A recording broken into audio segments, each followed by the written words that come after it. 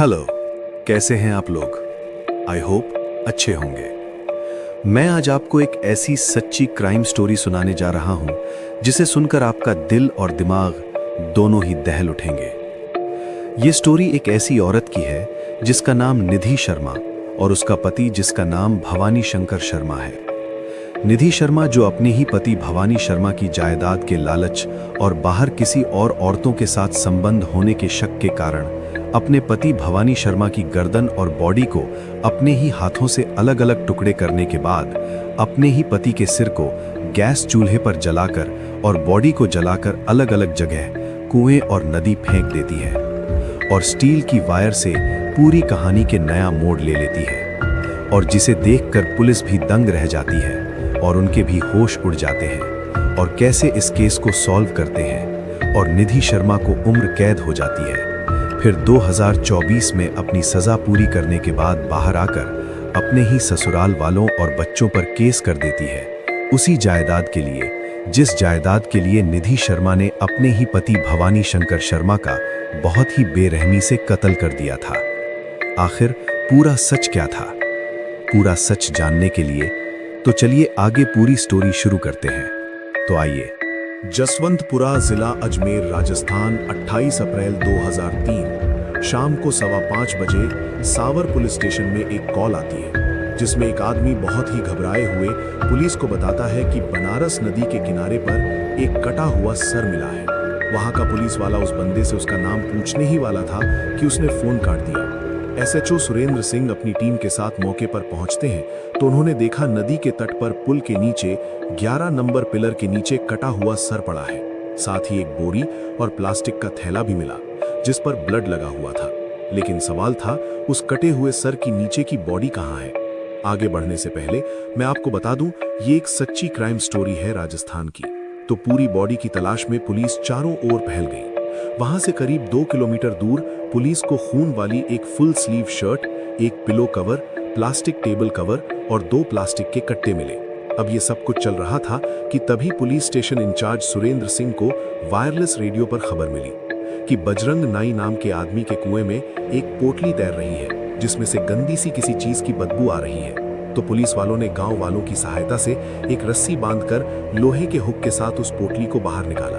जब पोटली को बाहर निकाला और निकालते ही जो पुलिस वालों ने देखा और जो गांव वालों ने देखा वो एकदम से हैरान हो गए। जब उसे खोलकर देखा गया तो उसमें 2 चादरें आपस में बंधी हुई थी और जब उनको खोला गया तो उसमें से एक व्यक्ति का नंगी बॉडी निकली। वो बॉडी कई जगहों से बुरी तरह से जली और कटी हुई थी लेकिन उसका सर गायब था। यही नहीं, उस बॉडी में से आंतें बाहर निकली पड़ी थी और बहुत ही तेज और गंदी बदबू आ रही है। ये माहौल देखने के बाद सबके पैरों तले जमीन खिसक गई और लोग उल्टियां करने लगे। जब बॉडी का पोस्टमार्टम किया गया तो पता चला वो कटा हुआ सर और धड़ एक ही बंदे का था, ना कि कोई और व्यक्ति का था। अब पुलिस वालों को कोई अंदाजा नहीं था कि वो धड़ और सर किसका था, तो आइडेंटिफिकेशन ना होने की वजह से पुलिस वालों ने उसका अंतिम संस्कार कर दिया। लेकिन जो उस बॉडी के पास से सबूत मिले थे वो उन्होंने एविडेंस रूम में जमा करवा दिए। वो बॉडी किसकी थी पुलिस को कोई पता नहीं चला क्योंकि किसी ने भी आसपास के पुलिस स्टेशन में गुमशुदगी की रिपोर्ट दर्ज नहीं करवाई थी। घटना के 4 दिन बाद यानी 3 मई 2023 पुलिस ने लोकल अखबार वालों को बुलाया और उन्हें कंफर्म किया कि उन्हें फलानी जगह पर एक अडल्ट मेल की बॉडी मिली है, वो भी पूरी तरह से जली हुई, जिसका सर कटा हुआ था, शरीर अलग और सिर अलग। लेकिन पुलिस ने एक और चीज बताई कि जो जला और कटा हुआ हमें मिला था उसकी लेफ्ट आई के नीचे एक स्टील की तार लगी हुई थी जिससे पता चलता है कि उसकी कोई फेशियल सर्जरी हुई थी। अब इस बात को ध्यान से याद रखना, भूलना मत, क्योंकि ये स्टील की तार जो लेफ्ट आई के नीचे थी ये इस कहानी में बहुत बड़ी भूमिका निभाने वाली है। याद रखना। इस कहानी को हम यहीं पर स्टॉप करते हैं क्योंकि आगे जो मैं आपको बताने वाला हूं उसे सुन आपके होश उड़ जाएंगे और पसीना आने लगेगा। इस कहानी को प्रिडिक्ट कीजिए आगे क्या होने वाला है। अच्छे से कोशिश करना। आपकी क्या प्रिडिक्शन सही हो? आपको क्या लगता है? शायद नहीं।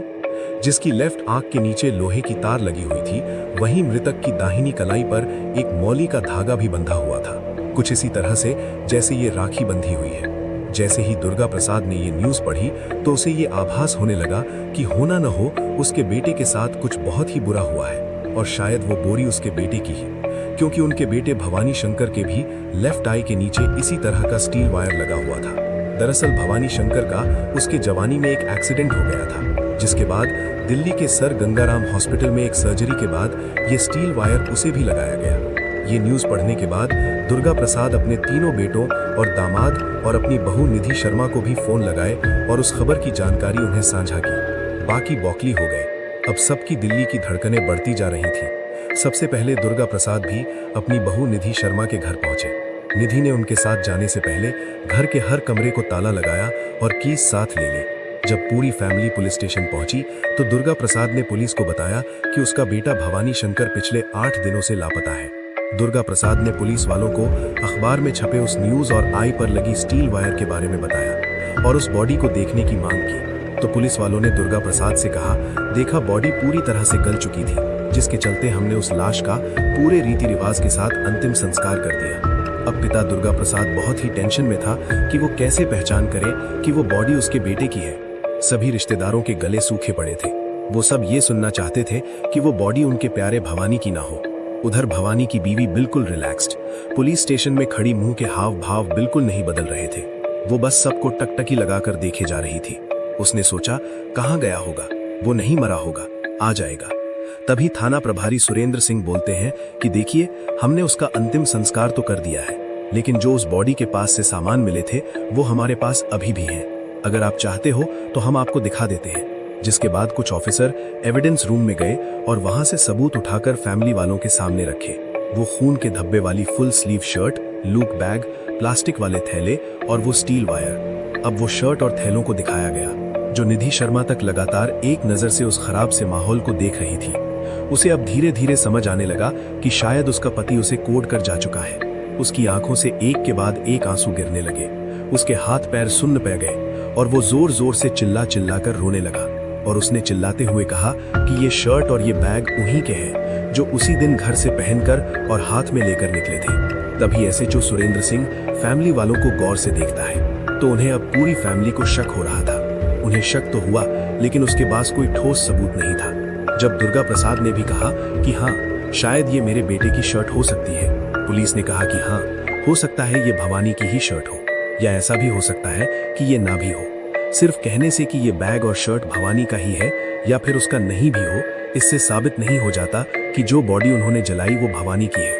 पुलिस वालों को ठोस सबूत चाहिए। जिसके बाद भवानी के पिता दुर्गा प्रसाद ने कहा कि हाँ, मेरे पास एक सबूत है। दुर्गा प्रसाद ने बताया कि जो स्टील की वायर आपको मिली है उसके बेटे के चेहरे पर भी उसी जगह लगी थी, क्योंकि 11 साल पहले उसके बेटे का एक्सीडेंट हुआ था। उसके चीक्स बोन यानी गाल की हड्डी टूट गई थी, तो इस हड्डी को वापस माथे की हड्डी से जोड़ने के लिए वो अपने बेटे को दिल्ली गए सर गंगाराम हॉस्पिटल में ले गए। डॉक्टर शिव शंकर साहा ने ऑपरेशन के जरिए उस स्टील वायर से उन दोनों बोन्स को जोड़ा, लेकिन पुलिस वाले मानने को तैयार नहीं थे। तो वेरीफाई करने के लिए दुर्गा प्रसाद ने पुलिस वालों को डॉक्टर का नंबर दिया। Police station in charge Surendra Singh ने डॉक्टर को फोन किया तो डॉक्टर ने इस घटना के बारे में वेरीफाई किया कि हाँ, ऐसा हुआ।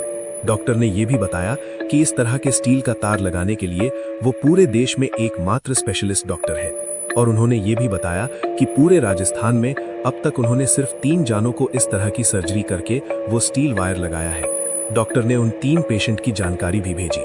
अब पुलिस वालों के लिए काफी आसान हो गया। पुलिस ने सभी पेशेंट से बात की, बस भवानी शंकर को छोड़कर बाकी सब जिंदा थे। और फिर ये साफ हो गया कि वो लाश जो पुलिस वालों ने, लेकिन अब पुलिस वालों को ये पता लगाना बाकी था कि भवानी शंकर को आखिर कौन मार सकता है और क्यों। तो इन्वेस्टिगेशन शुरू होती है। पुलिस का पहला शक गया भवानी की बीवी के ऊपर, लेकिन पुलिस को यह भी लग रहा था कि वो इतनी ऊंचे हाइट का और उसकी वाइफ की बिल्कुल छोटे कद की, तो वो उसको कैसे मार पहुंचा सकती है। और पुलिस को और ये भी लगा कि निधि शर्मा अपने पति को इतनी बेरहमी से काट ही नहीं सकती, क्योंकि उनके 2 छोटे बच्चे भी हैं। पुलिस ने फिर सारे परिवार के सदस्यों से पूछताछ की, भवानी शंकर के परिवार से भी और निधि शर्मा के परिवार से भी। सब एक दूसरे पर आरोप लगाने लगे, सब एक दूसरे पर इल्जाम लगाने लगे, लेकिन एक बात जो सब कह रहे थे कि निधि और भवानी शंकर बन रहती थी और इनके रिश्ते ठीक नहीं चल रहे थे। और ये भी पता चला कि अक्सर निधि शर्मा का भाई यानी भवानी का साला उसे हमेशा कॉल करता था, यानी भवानी को, कि तुम अपनी बहन के साथ ठीक नहीं कर रहे हो। जिसके बाद पुलिस सबसे पहले तो निधि के भाई को निधि के मायके से उठाती है। पहले तो पुलिस निधि के भाई से साइकोलॉजिकल ट्रीटमेंट से इस पूछताछ करने की कोशिश करती है कि बताओ तुम्हें क्या पता है, लेकिन वो बार बार यही कह रहा था कि मुझे कुछ नहीं पता है। जिसके बाद पुलिस निधि के सामने ही उसके भाई को बिठाती है और उसके हाव भाव की खातिरदारी करती है और उससे फिर से पूछा जाता है कि भाई साहब, आपके अंदर जो कुछ भी है जल्दी से उगल दो, नहीं तो हम पुलिस ही करवा कर बाहर निकाल देंगे, और शायद तुम्हें पता नहीं है इससे बुरा भी हो सकता है। फिर उसके बाद शुरू होती है उसकी खातिरदारी, और ये खातिरदारी देखकर सामने बैठी निधि शर्मा अपने भाई की ऐसी हालत देख टूट जाती है। और फिर जब निधि शर्मा ने एसएचओ सुरेंद्र सिंह को जो बताया, उसे सुनकर सुरेंद्र सिंह का गला सूख जाता है। निधि ने एसएचओ साहब से कहा कि सबसे पहले तो आप पानी लीजिए और मुझे भी एक गिलास पानी का ला दीजिए। अब आपको सब सच बताती हूँ, हर एक बात सच है। हाँ, मैंने ही अपने पति भवानी शंकर का खून किया है। जब पुलिस ने पूछा कि तुमने ऐसा क्यों और कैसे किया, तो निधि शर्मा अपना राज पुलिस के सामने उगलना स्टार्ट कर दी, जिनका एसएचओ सुरेंद्र सिंह ने अंदाजा भी नहीं लगाया था। जब निधि ने बताया कि उन्हें शक था कि उसका पति अयाशी करता है और वो अक्सर दिल्ली और मुंबई के नाइट क्लब में जाता था और उसके कई महिलाओं के साथ अवैध संबंध थे। ये सिर्फ शक था, उसे कुछ सबूत नहीं था उसके पास। और दूसरा शक ये था कि वो अपने परिवार से बहुत प्यार करता था, तो उसे लगा कि वो सारी प्रॉपर्टी, सारा बिजनेस कहीं अपने परिवार वालों को ना सौंप दे, और इसी के चलते उसने अपने पति भवानी शंकर को मारने का प्लान बनाया। और बताती है कि कैसे उसने अपने पति को मारा। उसने बताया कि भवानी का ड्राइवर, जो उसका दोस्त था अशोक वैष्णव, निधि ने उसके साथ मिलकर घर में ही अपने पति को मौत के घाट उतार दिया। निधि ने अशोक को इस लालच में रखा कि जो गाड़ी मेरे पति ने तुम्हें फाइनेंस पर दी है वो उसकी सारी किश्तें माफ कर देगी और अलग से पैसा भी देगी। 26 अप्रैल 2003 को शाम के 7 से 7:30 के बीच निधि ने भवानी शंकर के जूस में नींद की गोलियां मिलाई, जिससे वो बेहोश हो गए। जिसके बाद अशोक को घर बुलाया, जो अपने साथ कुल्हाड़ी लेकर आया, और फिर उसके बेहोश पति यानी अपने दोस्त को टेबल पर लेटाया और एक के बाद एक कुल्हाड़ी के जरिए जबरदस्त 15 बार वार किया। लेकिन अभी भी भवानी मरा नहीं। भवानी को धीरे धीरे होश आने लगा, लेकिन अभी भी वो पूरी तरह से मरा नहीं था। फिर से अशोक ने भवानी के सिर पर, गले पर फिर से 5 से 6 बार और वार किया, जिससे भवानी के गले की बोन टूट गई थी, लेकिन अभी भी उसकी गर्दन धड़ से अलग नहीं हुई थी। वो उसी के साथ चिपकी हुई थी। फिर भवानी की वाइफ चाकू से गर्दन को काटना शुरू करती है और उसकी गर्दन को काटकर उसकी बॉडी से अलग कर देती है। आप सोचकर हैरान हो जाओगे कि ये सब एक वाइफ अपने हस्बैंड की बॉडी साथ कैसे कर सकती है, लेकिन ये सच है। ऐसा करते ही भवानी की बॉडी से जैसे ब्लड का बौछारा फूट गया, ब्लड की पिचकारियां निकलने लगी। ये देख निधि भागकर जेरी कैन लाती है। वो उसी तरह का होता है जैसे कि प्लास्टिक की वाटर की बोतल, प्लास्टिक कैन होता है, और फिर निधि भवानी के ब्लड की हर एक बूंद को इकट्ठा कर उस कैन को भर देती है। अब कैन जब भर जाता है, ब्लड कैन में जमा हो गया, लेकिन अभी भी उन दोनों का चैन नहीं आया। वो भवानी के बॉडी को बेसमेंट में ले गए। वहां उन्होंने भवानी के शव को जलाने की कोशिश की, लेकिन वो नहीं जली। जिसके बाद वो भवानी के सिर को उठाकर छत पर चले गए, जहां निधि ने गैस को चालू किया और अपने पति का सिर उठाकर गैस के बर्नर पर जलाना शुरू किया और उसे पूरी तरह से जला दिया, खत्म कर दिया, बिल्कुल किसी बैंगन के भरते की तरह। सबसे पहले सर के ऊपर वाले बाल आग पकड़ लेते हैं और फिर धीरे धीरे फेस को। उस सिर को बेरहमी के साथ जलाने के बाद उन्हें पूरी तरह से ये विश्वास हो गया कि अब वो सिर को कोई नहीं पहचान सकता। जिसके बाद उन्होंने भवानी के कपड़े को बॉडी से अलग कर दिया और एक अलग बैग में रखे। फिर उन्होंने सब कुछ यानी बॉडी, सर और कपड़े अपनी गाड़ी में डाले और जंगल की ओर रवाना हो गए। उन्होंने वो मर्डर वेपन यानी उस कुल्हाड़ी को एक बबूल के पेड़ के नीचे फेंक दिया। वक्त हो चला था रात के करीब 2 बजे। निधि और अशोक भवानी की लाश को लेकर इधर उधर भाग रहे थे। उनका प्लान बनाया कि वो सर, धड़ और बाकी चीजों को वहां की परनास नदी में फेंक देंगे। तभी अशोक ने देखा कि पुलिस की गाड़ी वो उन्हीं की तरफ आ रही थी, जिसे देख वो घबराया और उसने निधि को बताया, जिससे अब दोनों में खलबली मच गया। पुलिस के सायरन की आवाज को उनके दिल की धड़कन बढ़ने लगी। वो भवानी की लाश को वहीं छोड़ भागने ही वाले थे, तभी उन्हें कुआं नजर आया, जिसके पास उन्होंने धड़ को तो उस कुएं में फेंक दिया और उसके सर और कपड़ों को वो थोड़ी थोड़ी दूरी पर फेंकते गए और उस खून से भरे जेरी कैन को उन्होंने एक जगह पर जमीन में गाड़ दी। जिसके बाद वो दोनों घबराए हुए वापस किशनगढ़ आए। ये सब कुछ निधि पुलिस वालों को बताती है और सब पुलिस वालों के रोंगटे खड़े हो रहे थे। और ये सुनकर भवानी के पिता और माँ का तो बुरा हाल रहा था। इसके बाद पुलिस ने निधि से उस मर्डर वेपन के बारे में पूछा तो उसने उसको उस वेपन के बारे बताया कहाँ छुपाया है।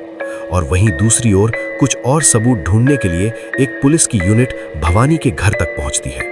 वहां उन्हें एक डायरी मिलती है जो कि भवानी शंकर शर्मा की है। भवानी को अपने डेली रूटीन लिखने की आदत थी। ध्यान से सुनिएगा, क्योंकि जो उस डायरी में लिखा हुआ था उसे सुनकर आपकी आंखों में से आंसू निकल आएंगे। मानव जैसा कुछ भवानी पुलिस की मदद कर रहा था। जब पुलिस ने उस डायरी को चेक किया तो पुलिस को पता चला कि भवानी की बीवी उसे एक बार नहीं बल्कि बार बार मार रही थी। भवानी शंकर की डायरी ने निधि को लेकर कई खुलासे किए। डायरी के पेज नंबर 134 15 मई 2002 को भवानी ने लिखा, आज मॉर्निंग से ही निधि तलाक के लिए जबरदस्ती कर रही है। मैंने उसे मना किया लेकिन वो घर छोड़कर जाने को बोलने लगी। मैंने उसे रोकने की कोशिश की लेकिन उसने मुझे थप्पड़ मार भी दिया। मैंने उसे दिखाने के लिए अदालत के नंबर लिए, उसके सामने फोन भी लगाया। मुझे पता था कोर्ट में दोपहर के 1 बजे तक ही काम होता है, तो मैंने जानबूझकर टाइम खराब किया। दोपहर के 1 बजे हम कोर्ट पहुंचे, तब तक कोर्ट बंद हो चुका था। निधि ने वकील के पास जाने की जिद की। हम वकील के पास गए और वकील को तलाक के पेपर रेडी करने को कहा। उस वकील ने हम दोनों को बहुत समझाया। इसके बाद निधि पीछे मुड़ी और एक मोटरसाइकिल पर जयपुर की ओर निकल गई। मैंने उसे खूब ढूंढा लेकिन उसका कोई पता नहीं चला। जब घर पहुंचा तो पता चला कि निधि ने चाय बनाने वाली महिला को कहा था कि मेरे दोनों बच्चों को घर में अंदर बंद करके गेट लगा देना, जिससे बाद वो रात के 11 बजे घर लौटी। पेज नंबर 139 20 मई 2002 को निधि ने मुझसे पूछा कि मैंने उसके व्यवहार और स्वभाव को लेकर उसके मायके वालों को क्यों बताया। निधि ने मुझसे कहा कि तुम मेरी इमेज खराब कर रहे हो। उसी दिन के पेज में ये भी लाइन लिखी हुई है। उसने मुझे धमकी दी कि या तो मैं अपनी कंपनी बंद कर दूं और अपने सभी स्टाफ को बाहर निकाल दूं, नहीं तो वो मेरे खिलाफ झूठा केस दर्ज करवाएंगी। पेज नंबर 154 4 जून सन 2014 को। इस पेज पर भवानी शंकर लिखते हैं, मुझे डर है, मुझे खाने में जहर दिया जा रहा है। पता नहीं वो मेरे खाने में ऐसा क्या मिलाती, आजकल मेरी जुबान थथलाने लगी। मतलब भवानी को यह पता था कि उसकी बीवी उसे मारने की कोशिश कर रही है, लेकिन फिर भी वो रिश्ता निभाता गया और सहता गया, शायद उन 2 मासूम बच्चों के लिए, क्योंकि एक बाप ही ऐसा कर सकता है। जब पुलिस वाले उस डायरी के आखिरी पन्ने तक पहुंचे तो उन्हें पानी के सूखे हुए दाग मिले। वो भवानी के आंसू होंगे शायद, जिन्हें वो रोक नहीं पाया। अब डायरी के पन्ने भी निधि के खिलाफ सबूत बन गए थे, क्योंकि अब पुलिस वालों को ये चीज ठीक से बता रहे थे, आप जिसे ढूंढ रहे हो वो यहाँ है। और अब ये डायरी कोर्ट में एक एविडेंस का काम करने लगी। निधि और उसके क्राइम पार्टनर अशोक को उम्र कैद की सजा हो गई। निधि ने सबूतों को मिटाने की बहुत कोशिश की, लेकिन उसे नहीं पता था एक स्टील वायर उसे जकड़ लेगी। बच्चों की कस्टडी उसके दादा दादी को सौंप दी गई और बिजनेस बढ़िया चलने लग गया। लेकिन 2024 21 सालों बाद निधि शर्मा अपनी सजा काटकर वापस बाहर आ चुकी है। उसने अपनी सजा काट ली है तो वो एक free citizen of the country है और अब उसका अपने खुद के बच्चों के साथ प्रॉपर्टी का विवाद चल रहा है। वो प्रॉपर्टी जो उसके पति की थी, जिसका उसी ने कत्ल किया था, और उसी पति की प्रॉपर्टी के लिए अपने बच्चों के साथ केस लड़ रही है। मैं जानता हूं कि आपको इस स्टोरी ने मेंटली डिस्टर्ब जरूर किया होगा और आप सोच रहे होंगे ऐसे कैसे कोई भी वाइफ अपने ही हस्बैंड के साथ ये सब कैसे कर सकती है। तो ये स्टोरी राजस्थान किशनगढ़ की ट्रू बेस्ड स्टोरी है। सो प्लीज चैनल को लाइक, सब्सक्राइब और कमेंट्स में बताइए आपको स्टोरी कैसी लगी। मैं आपके हर कमेंट्स का आंसर देने की कोशिश जरूर करूंगा और आगे भी ऐसी ट्रू क्राइम स्टोरीज लेकर आऊंगा। तब तक के लिए आप सभी अपना ध्यान रखें। Thanks for your watching. Good bye.